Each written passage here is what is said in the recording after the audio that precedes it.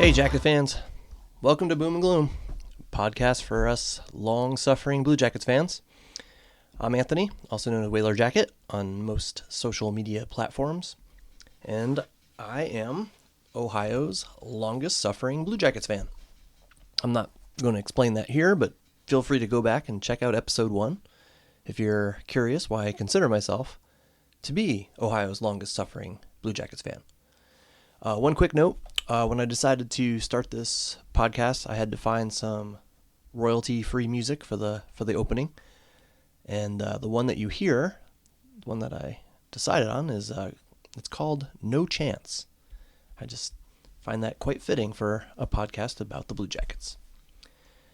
Quick off-topic story to begin. Hopefully it will give you guys a smile. I am a 4th grade teacher, and I have 2 students with autism in my classroom. Yesterday, our intervention specialist told me that one of them had a really funny joke to tell me. Now, it was very out of the ordinary for this student to have a joke. I mean, his sense of humor is not the best.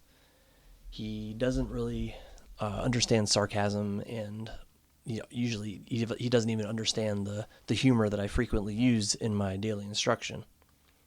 So I was really intrigued to hear this joke.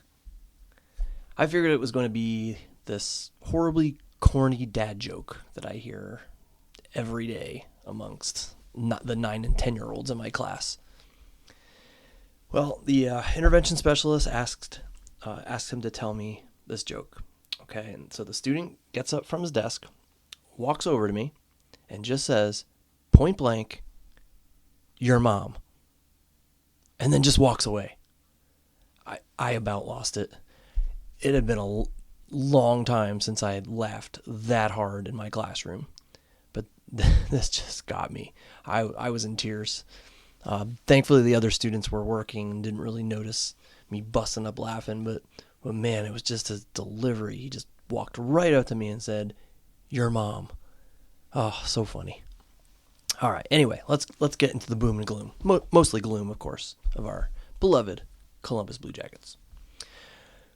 All right. Well, when I last spoke to you guys, we just witnessed the end of a 9-game losing streak, and the Jackets either they won 1 game or they'd won 2 in a row. I can't remember when I posted that last episode, but they had the chance to make it 3 in a row, and blew that in spectacular fashion, giving up 3 goals in the final 9 minutes of the 3rd period against the Carolina Hurricanes.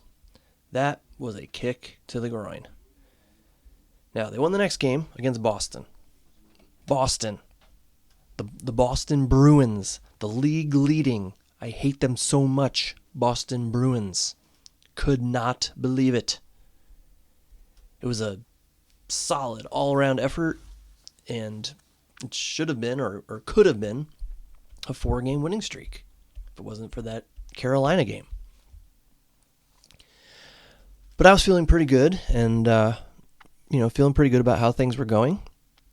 And then they went out and had an absolute dud of a game against the Canadiens that regrounded me back to reality.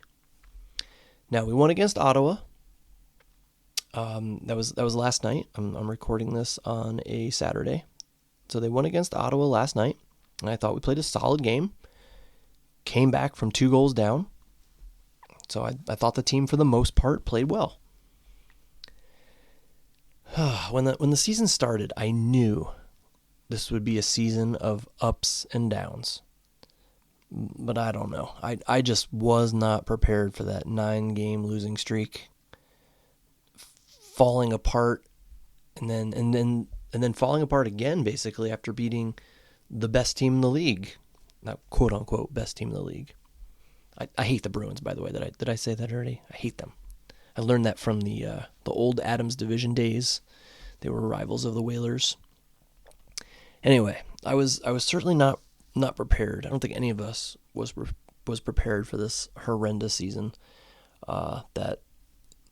Especially that Patrick Laine is having right now. Now you can throw an underperforming Johnny Gaudreau in there too.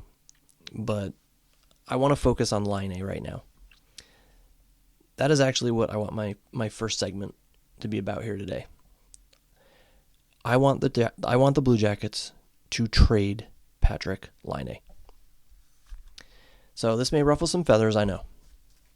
But I also know there are plenty of Jacket fans out there who actually agree with me on this. Laine needs to be traded. Now, when we first acquired Laine, I was excited. I mean, come on. It was Patrick Laine. The Jackets were getting Patrick Laine. Well, that was the uneducated me talking. Laine was playing for Winnipeg, and I admittedly had never watched him play. And I saw, a lot of his highlight reel goals, and I knew that he was a 40-something goal scorer.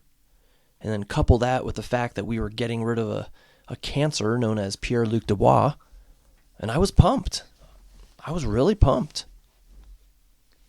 Then I started watching him play.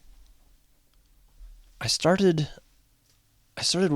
paying close attention, and I even went back and I watched some of his previous game footage from Winnipeg, and I learned, at least again in my opinion, that Laine is a one-trick pony. He has this unbelievable shot, one of the best in the world, but little else. He's not a smooth skater, doesn't seem particularly fast, and despite the fact that the dude is huge, he doesn't use his size to his advantage nearly enough, physically speaking.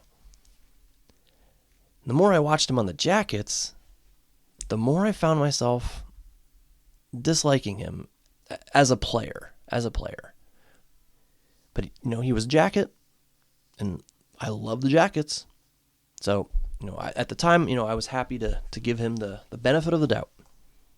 By the way, if anyone happens to not believe me and is saying, oh, you're just saying that because he isn't playing well. No. You can go back and look at all my old tweets and you will see I have never been a huge Laine fan. I always thought he was overrated and overpaid for what he brings to the team. What are we paying him? Something like $8.7 million or something like that? For that kind of money, you should be getting a perennial all-star. Okay, a dynamic player who brings it every night. And Laine is just not that player. He is an average to above average hockey player with an all-star caliber shot. Now, I've seen some people on Twitter harping on the Laine haters, saying things like, oh, we just want to dump him because he's just having a bad stretch. Yeah, he is having a bad stretch. I'm not disagreeing with that one bit. But that's not why I want to dump him. The dude, he's often injured. He doesn't use his size to his advantage. He doesn't make the best decisions. And he turns the puck over every single game. When we need a big goal late in the game, I don't even want him on the ice. He makes too many mistakes. I just think his bad outweighs the good. Just, again, my humble opinion here. And here's the opinion that may get me into trouble with a lot of the other Jacket fans, but keep in mind, just my opinion, we are a better team without Laine in the lineup. Yeah, I said it. Plus, I firmly believe that being on a line with Fantilli, that's hindering his development. So that's my take on Laine. He's just not worth what we were paying him. So I say trade him. Trade him to someone who can better utilize what he brings to the table, which, again, I believe is basically his super hard shot. I'm sure some other team out there will find him enticing. Some other team with better weapons than we have. Some other team that can consistently feed him in his wheelhouse where he seems to need to be in order to score most of his goals. I mean, I can't remember the last time I saw Laine score a goal with one of those wicked one-timers that he has from the left circle. It's been a while.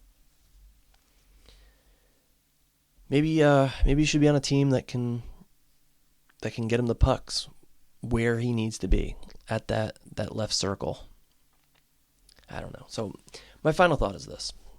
We are a rebuilding team. Laine is not best suited for a rebuilding team. He is best suited for a team that has already been built. So, again, just my opinion, Jarmo should try to trade him to that type of team and get what he can. That brings me to my next segment, trades. So speaking of trades, there's been quite a bit of chatter lately regarding scouts from the Edmonton Oilers attending 3 consecutive Blue Jackets games. So I think it was Mark on Twitter who said, once is an accident, twice is a coincidence, 3 times is a pattern. So maybe there's something to this. Supposedly, Edmonton is interested in a new goaltender and defenseman.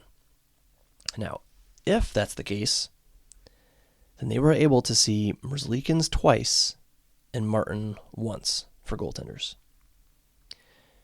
Now, I'm sure Spencer Martin's stock has gone up a lot this year, so maybe they have interest in him. Taking on Merzlikins' insane contract makes me doubt interest in him, but maybe I'm wrong. Maybe they see something in him and think that he makes them more solid at that position. I don't know, but personally, I think they're more interested in a defenseman. So let me go through the 6 defensemen who played for the Jackets during that 3-game stretch. Number 1, Werenski. I don't see him going anywhere. I think he's our leading scorer right now. He's got a really high contract, so I don't see the Jackets parting with him. Number 2, Juracek. No way. Nothing else to really say about that one. That's not going to happen. Number 3, Provorov. Now, I didn't know much about Provorov prior to this season, but he's more offensive-minded than I thought. So, while I think Edmonton would prefer a more defensive-minded defenseman, I can see them looking at more of a puck mover to transition out of the defensive zone and get the puck to the likes of McDavid and Draisaitl. So it's possible. Not likely, but possible. Number 4, Goodbranson. I'm not sure with his contract, but he does seem to possess what the Oilers may desire, but I don't see the Jackets looking to part with him unless the return is amazing. I mean, he brings a huge physical presence to the Blue Jackets lineup. He's an assistant captain. I just don't see that either. Number 5, Jake Bean. Maybe. Number 6, Adam Boqvist. Maybe. Both Bean and Boqvist. Is it Boqvist or Boqvist? I can never say it right. Anyway, both Bean and Boqvist are young. Still their best years ahead of them, I think. And the Oilers may see some potential in that. But then I think to myself, the Oilers really aren't looking to rebuild. I would think they would want a solid defenseman that would immediately upgrade their defensive core. But if I had to rank the top D that are most likely to be traded to the Edmonton Oilers, I'd have to say 1, Bean, 2, Boqvist, 3, Provorov. Maybe throw in Peak in there too if it's part of a package, but he hasn't been playing, so I don't see how he could have been scouted. So I'm not sure about the likelihood about that one. And who or what would the Jackets want in return as part of that trade? Do we take a goaltender to replace the one we lost? Or do we just bank on Tarasov overcoming his seemingly daily injuries? Not sure about that one. Would they just want draft picks? Last I saw, Edmonton was up to the cap, so the Jackets would most likely need to take back some salary in return. So I'm not sure that's a fit either. Forwards? Well, I think Connor and Leo are off the table, at least for what the Jackets may offer. But what about Ryan Nugent-Hopkins? While he is a great player and would be an asset, my issue with him is that he's a center. Now, a lot of people out there tend to think we need another center. I am not in that boat. I am in the boat that says play KJ at center, play Voronkov at center. You have Fantilli, you have Corrali, you have Jenner, you have Sillinger. So I'm not as keen on acquiring another center as some others out there are. I'd rather see this team play the centers they have and let them grow rather than going out and getting another one.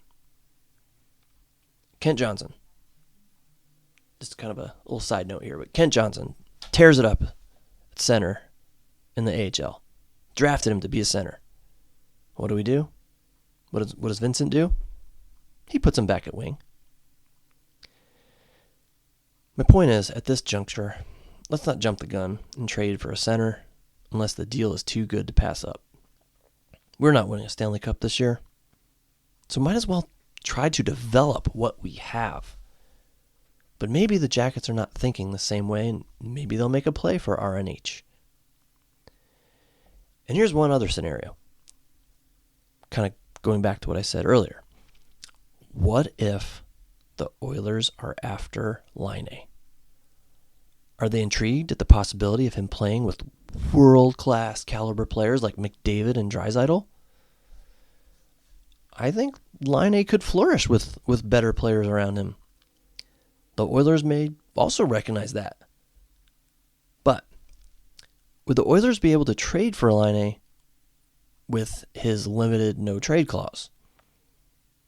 Now, who knows what Laine even would think about this situation? Now there's talk about Vegas scouting 3 recent games as well. What could that be about? Who could they be after? All I know is that I just talked a whole bunch about this and haven't given any real answers or predictions to you. And that's the thing. It's all up in the air right now.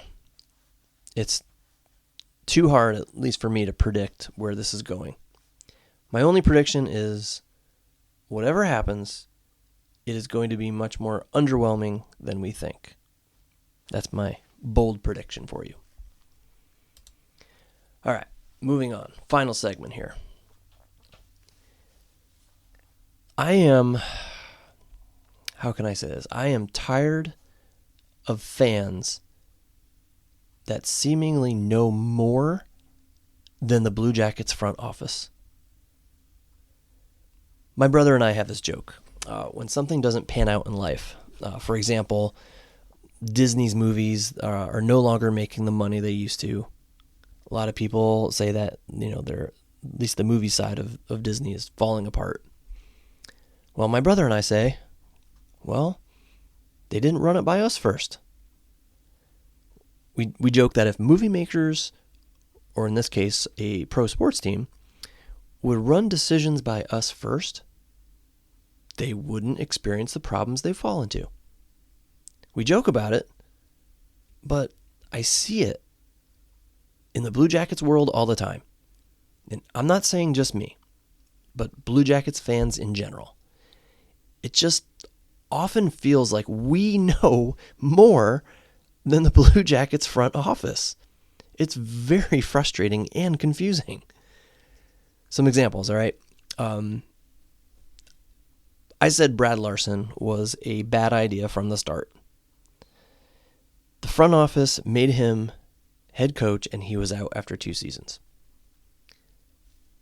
Everyone everyone seemed to know he was not the man to lead the Blue Jackets to glory. Except the front office, I guess. I said Mike Babcock was a bad idea. Turns out he was a very bad idea. Going back to what I said earlier, I said Laine, when Laine first signed his contract, I said that Laine was not worth it, not worth the contract he signed to. Lately, it seems that I'm right about that too. Funnier example, Boomer the mascot. Fans, and not just Jacket fans, but hockey fans around the world, saw the phallic nature of that mascot right away. Why didn't the Blue Jackets management or creative team notice that? Other examples, I said from the start, Laine is not going to work at center. Well, guess what? He's not working at center. I said that Bemstrom should not make the team, even after a strong showing at training camp. Well, he made the team. And now he's back in the minors yet again after clearing waivers. So it's just things like that just make me think that. And now I'm hoping with Kent Johnson back, he puts up great numbers. Obviously because I want him to succeed and I want the Jackets to succeed, but also because then I can say I was right about that too. But my point is this, all right? I'm just a fan. And I keep saying but I think an abundance of Jackets fans feel the same way as I did. And, or I should say felt the same way as I did regarding those examples that I shared with you. I'm just a fan. I have never played professional hockey or worked in a professional hockey league. So why does it consistently seem that I know what should be done for the betterment of the Blue Jackets, more so than the executives that are paid millions of dollars to construct a winning hockey team and have not? These guys have loads of experience at the professional level of hockey. And yet, it seems like more often than not, I can say, told you so. Now, this is not me trying to toot my own horn here. I'm simply saying that oftentimes there are seemingly obvious choices in front of this team, and they go another direction. Very few people outside the Jackets front office thought hiring Babcock was a good idea, but they did it anyway, and it bit them in the butt. This team has had minimal success in 23 years of existence. And it is so frustrating when our thoughts as fans consistently end up being the correct ones. When, we disagree with something coaches or management does, and then we end up being right. Last season, I remember Blankenberg was benched, and the Jackets were losing. A lot of fans, including myself, voiced our concerns on Twitter. We were like, get Blankenberg in the lineup. He plays, he injects energy into the lineup, and what happens? They win a game. He gets in the lineup, and they win the game. Blankenberg even got the Kepi, so the team recognized it too. So why does it seem like we see what needs to be done for the team to improve, but the millionaire executives and even the coaching staff, they seem blind to it sometimes? It is very frustrating. And again, I'm not trying to brag here. I'm simply saying that after 23 years, the Jackets should have experienced more success than they already have at this point. I'm just tired of seeing what appears to be the wrong people leading the way. And I'm tired of thinking, man, I wish they would have listened to me. I'm just an elementary school teacher. I should not be thinking this. I don't have the hockey pedigree that most of these people have. But yet for 23 years, the Jackets have made decisions that have led them virtually nowhere.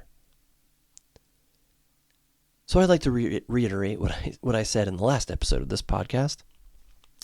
Fire Jarmo, okay? His time is up. He failed. He did not deliver. It's time to give another person at GM, maybe even as president, the opportunity. So, you know what's going to happen? Here's what's going to happen. Jarmo will be fired. Maybe not this year, but in the next year or two. And you know what I'll say? Told you so. So that's it, guys. I'm going to sign off on that one now. I hope you enjoyed my rants. I have a great episode planned for next week, and I hope you'll come back and give it a listen. In the meantime, hit me up with any questions you have or even suggestions. Still learning this whole podcast thing. My Twitter handle is WhalerJacket, and it's the same on Instagram. WhalerJacket@gmail.com is my email. If you guys want to hit me up, feel free. And I hope you'll join me again soon. Bye for now.